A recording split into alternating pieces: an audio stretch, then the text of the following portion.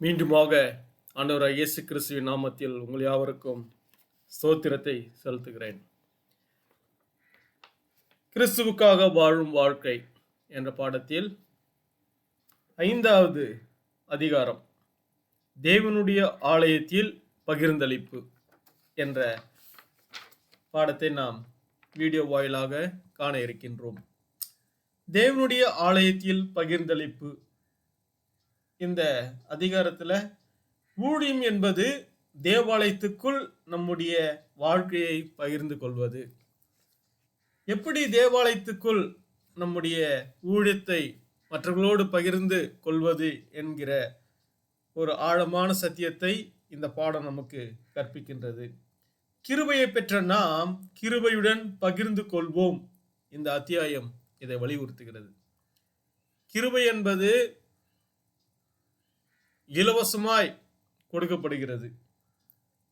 இந்த கிருபையானது தேவாலயத்துக்குள் எப்படி பகிர்ந்து கொள்வது என்று சொல்லி 4 காரியங்களை நமக்கு வலியுறுத்துகிறது. முதலாவது, ஒற்றுமையின் அடிப்படையிலான பகிர்ந்தளிப்பு. இரண்டாவது, சேவை கிருபையை வெளிப்படுத்துகிறது.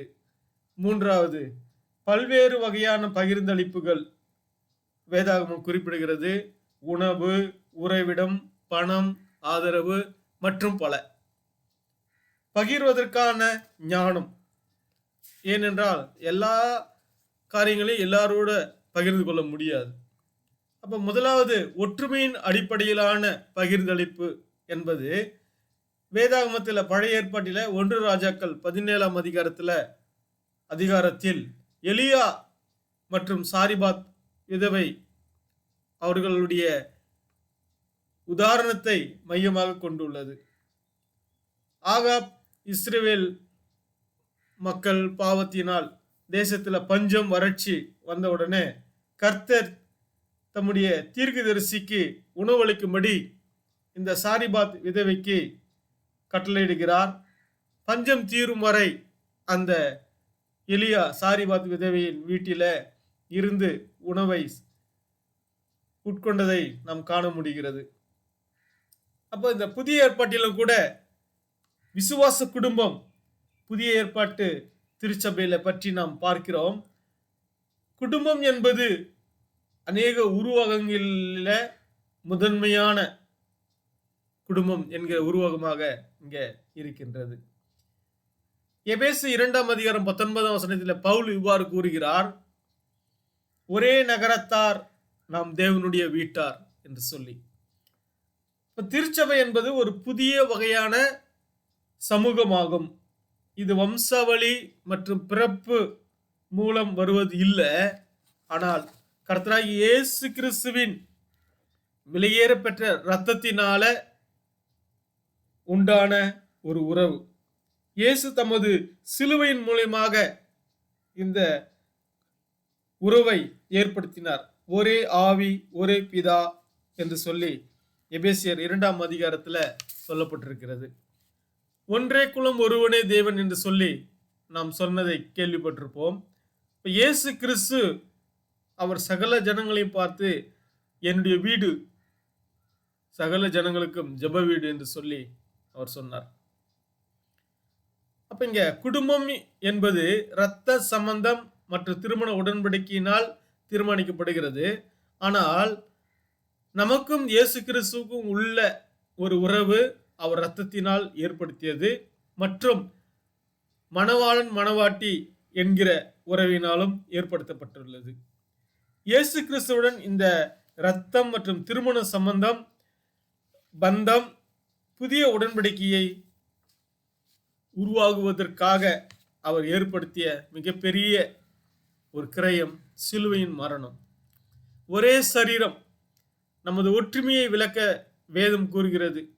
இன்னொரு உருவகம் சரீரம். நாம் எல்லாம் அவயங்கள். இந்த சரீரத்துக்கு தலை இயேசு கிறிஸ்து. 1 கொரிந்தியர் 12ஆம் அதிகாரத்தில் பவுல் அறிவுரை கூறுகிறார். நாம் அனைவரும் விசுவாசிக்கவும் ஆராதனை செய்யும் மற்றும் சேவை செய்ய சேரும் புதிய விசுவாச குடும்பத்தினர் என்று சொல்லி பவுல் அறிவுரை கூறுகிறார். மற்ற மதத்துல இப்படிப்பட்ட ஒரு குடும்பம், ஒரு சரீரம், ஒரே ஆவி, ஒரே பிதா என்று சொல்லி நம்ம பார்க்க முடியாது. அது கிறிஸ்துக்குள்ள மட்டுமே அதை பார்க்க முடியும். இரண்டாவது, சேவை கிருபையை வெளிப்படுத்துகிறது. இயேசு 12 சீஷர்களை ஊழியத்திற்கு அனுப்பும்போது அவர்களுக்கு கிருபையின் கொள்கையை நினைவூற்றினார். அதாவது, இலவசமாய் பெற்றீர்கள், இலவசமாய் கொடுங்கள். மத்தேயு 10:8 பார்க்கலாம். பவுல் கூறுகிறார், நாம் பெறுவதிலிருந்து வாழ்கிறோம், நமக்கு தகுதியானதை விட சிறப்பானதை நாம் பெறுகிறோம், அதை இலவசமாய் பெறுகிறோம், இதுவே கிருபை என்று சொல்லி பவுல் தெளிவாக நமக்கு கூறுகிறார். 2 கொரிந்தியர் 9:8 இப்படியாக நாம் வாசிக்கிறோம், கர்த்தர் தாமே கிருபையின் ஆதாரம். அது நமக்கு இயேசு கிறிஸ்துவினிடம் இருந்து வருகிறது. நமக்கு கொடுத்ததிலிருந்து நாம் மற்றவர்களுக்கு கொடுக்கிறோம். பெற்றதை தவிர வேற எதையும் நாம் பகிர்ந்து கொள்வதில்லை. விதவை எலியாவுக்கு உணவளிக்க பயன்படுத்திய கிருபையின் பானையை போல நமக்கு நமது கிருபையின் பாத்திரம் தீர்ந்து போகவில்லை. நமது பாத்திரம் தீர்ந்து போகும் வரைக்கும் இந்த பகிர்ந்தளிப்பு ஊழியத்துல நாம் தொடர்ந்து இருக்க வேண்டும் என்ற இந்த பாடம் நமக்கு வலியுறுத்துகிறது. எந்த உதவியையும் சேவையும் இந்த ஆதாரத்துடன் இணைக்க வேண்டாம். கொடுப்பவர் பெறுபவர் ஆகிய 2 நிலையும் கர்த்தருக்கு மகிமையை கொண்டு வர வேண்டும். கொடுப்பவர் உயர்வாகவும் வாங்குபவர் தாழ்வாகவும் எண்ணக்கூடாது. அப்ப எல்லா உதவியும் சேவையும் ஒரே ஆதாரத்தின் அடிப்படையில் இருக்க வேண்டும். அது கர்த்தருக்கு மகிமையை கொண்டு வரும்படியாக மட்டுமே. அப்ப தேவனுடைய ஆலயத்தில் பகிர்ந்தளிப்பு என்கிற இந்த பாடத்தின் நிமித்தம் பல்வேறு வகையான பகிர்ந்தளிப்புகளை நாம் பார்த்து கொண்டு வருகிறோம். மூன்றாவது, பல்வேறு வகையான பகிர்ந்தளிப்புகள், சபைக்குள்ள சேவை செய்தல், பகிர்ந்து கொடுத்தல், விசுவாசிகள் சமூகம் ஒன்றாக இணைந்து அடிப்படையாக கொண்டு செயல்படக்கூடிய ஒரு செயலாக இங்கே இருக்கிறது. புதிய ஏற்பாட்டில அப்போஸ்தலர் 2 நாம் அதை காணலாம். அனைவரும் ஒன்றாக வைத்து பொதுவானதாக அனுபவித்தார்கள். எதையெல்லாம் அவர்கள் பகிர்ந்தளித்தார்கள்? ஒரு சில உதாரணங்கள் மட்டுமே. உணவு, உறைவிடம், பணம், ஆதரவு, இன்னும் பல. புதிய ஏற்பாட்டிலே 6 நாம் பார்க்கிறோம், உணவு பந்தி விசாரணை செய்வதற்காக ஒரு சில முக்கியமான நபர்களை தேர்ந்தெடுத்தார்கள். இப்ப பணம், ஆதரவு, மற்ற காரியங்களை செய்யும் பொழுது அதற்கு தேவையான சரியான நபரை தேர்ந்தெடுத்து அவர்களிடத்தில் இந்த பொறுப்பை கொடுத்து தேவாலயத்துக்குள்ள சரியாய் நடத்துவதற்கு நாம் அவர்களை ஆயத்தப்படுத்த வேண்டும். யாக்கோபு ஏழைகளை பாதுகாத்து அவர்களுக்கு நீதிக்காக குரல் கொடுக்கிறார். 5 நம்ம பார்க்கிறோம். நீதிமான்களை ஆக்கினைக்குள்ளாக தீர்ப்பு செய்து கொலை செய்ததாக கூட யாக்கோபு அவர்களை குற்றம் சாட்டுகிறார். அப்ப திருச்சபைக்குள் சேவை ஊழியம் என்பது மிகவும் தேவையான ஒன்று. அது சரியான முறையில நடைபெற வேண்டும். இன்னும் கலாத்தியர் 6:9-10 இவ்வாறு கூறுகிறார், நன்மை செய்கிறதில் சோர்ந்து போகாமல் இருப்போமாக. நாம் தளர்ந்து போகாதிருந்தால் ஏற்ற காலத்தில் அறுப்போம். ஆகையால் நமக்கு கிடைக்கும் சமயத்துக்கு தக்கதாக யாவருக்கும், விசேஷமாக விசுவாச குடும்பத்தாருக்கும் நன்மை செய்ய கடவோம். இங்கு பயன்படுத்தப்படும் வார்த்தைகளை மீண்டும் கவனிங்கள். விசுவாச வீட்டார், நீங்கள் இப்பொழுது ஒரு குடும்பத்தை போன்ற உறவை உருவாக்கும் விசுவாசிகள். ஆகவே இந்த பகிர்ந்தளிக்கும் ஊழியத்துல, தேவனுடைய ஆலயத்துல பகிர்வதற்கான ஞானம் மிகவும் முக்கியம். ஏனென்று சொன்னால் எல்லாவற்றையும் எல்லாரிடத்திலும் கொடுக்க முடியாது. எதை யார் எப்பொழுது செய்யக்கூடுமோ அதை அவர்களுக்கு அப்பொழுது கொடுப்பது நியாயமான ஞானமான காரியமாக இருக்கும். நிதியை குறித்து வெளிப்படையாக இருக்க வேண்டும். தனிப்பட்ட பொறுப்பை ஊக்குவிக்கவும் கிருபையின் அழகை வெளிப்படுத்துங்கள். நிதியை கையாள்வதில் வெளிப்படையாக இருக்க வேண்டும் என்று கொரிந்தியர் புத்தகத்தில் நாம் பார்க்கிறோம்.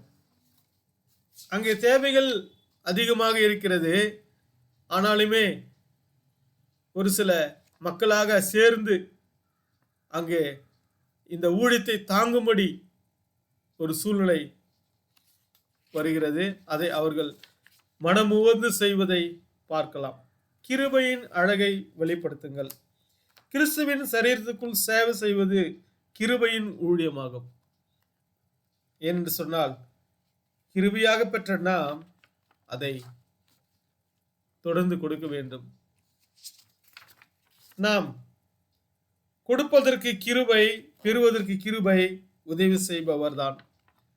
தான் பெறாத எதையும் இலவசமாக கொடுக்கவில்லை என்பதை நினைவூட்ட வேண்டும். உதவி செய்வது அவருக்கு அதிகாரத்தையோ அல்லது உரிமையோ வழங்காது. கொடுப்பவராக இருந்தாலும் வாங்குபவராக இருந்தாலும் இருவரும் இணைந்து தேவனுடைய நாமத்தை மகிமைப்படுத்துவதே இந்த பகிர்ந்தளிப்பதனுடைய நோக்கமாக காணப்படுகிறது. கடைசியாக கிறிஸ்துவை உயர்த்துவதே இதன் நோக்கம். நம்முடைய கர்த்தராகிய இயேசு கிறிஸ்துவின் கிருபை அறிந்திருக்கிறீர்களே. அவர் ஐஸ்வர்யமுள்ளவராய் இருந்தும் நீங்கள் அவருடைய தரித்திரத்தினாலே ஐஸ்வர்யங்களும்படிக்கு உங்கள் நிமித்தம் தரித்திரரானார். 2 கொரிந்தியர் 8:9. கிறிஸ்துக்குள் அன்பானவர்களே, இந்த வீடியோ வாயிலாக 5வது லெசன், தேவனுடைய ஆலயத்தில் பகிர்ந்தளிப்பு என்ற பாடத்தை நாம் கற்றுக்கொண்டோம். தொடர்ந்து இந்த கிறிஸ்துக்காக வாழும் வாழ்க்கை என்ற பாட புத்தகத்தை நாம் வாசித்து அதில் உள்ள முக்கியமான கருத்துக்களை ஊழியத்தில் நாம் கடைபிடிப்போம். இந்த 5வது லெசனை இந்த வீடியோ வாயிலாக நீங்கள் பார்ப்பதிலே மிகுந்த மகிழ்ச்சி அடைகிறேன். நன்றி.